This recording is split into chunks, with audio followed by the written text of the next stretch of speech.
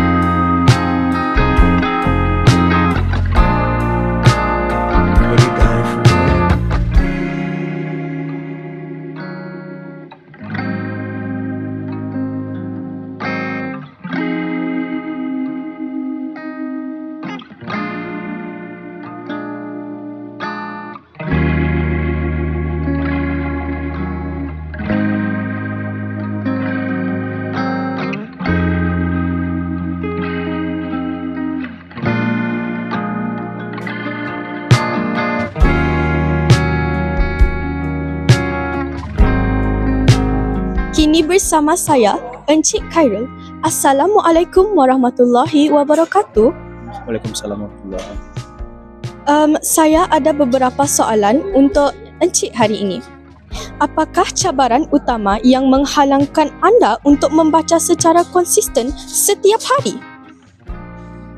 Bagi saya, ia menghalang kepada kita untuk membaca secara konsisten ni disebabkan beberapa faktor lah. Antara yang pertama sekali adalah faktor kekangan masa kita.